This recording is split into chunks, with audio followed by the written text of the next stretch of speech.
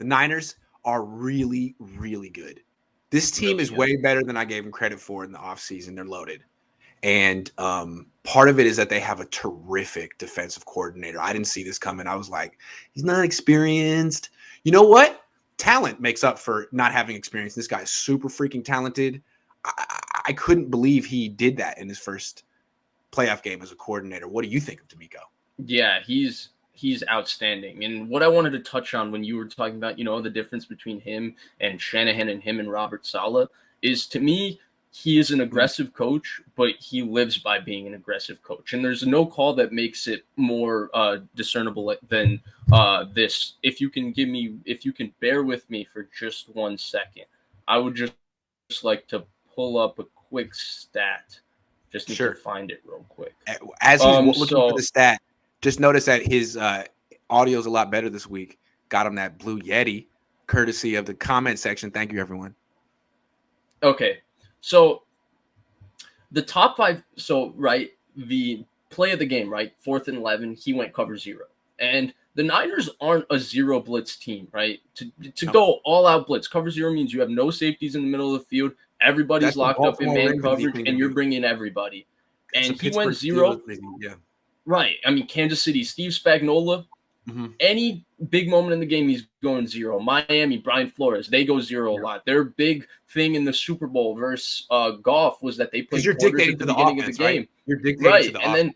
And then the Stephon Gilmore play was they went 0. They went 0 on Goff, and of course Goff. Because there's only so many things offenses can do against that, right? You got to get the ball out quick.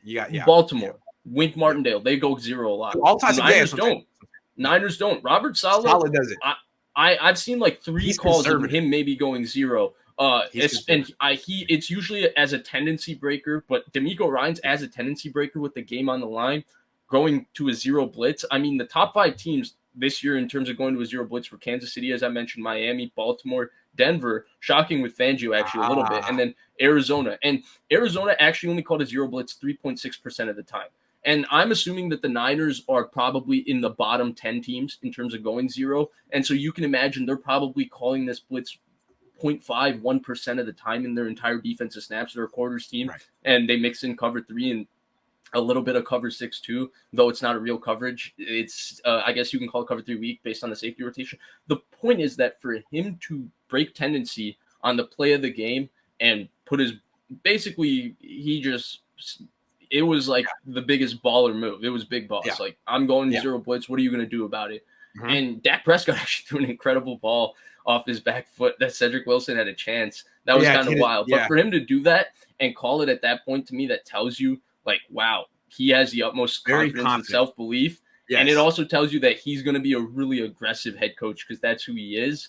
And even though the Niners don't blitz a lot, he seems to blitz when the game's on the line. The important 3rd down stop versus Tennessee to get the ball back was he brought a 5-man pressure and he played man behind it. DeMeco Ryans, when it counts, he's bringing pressure and making you have to make a quick decision as a quarterback. And to me, that's kind of special.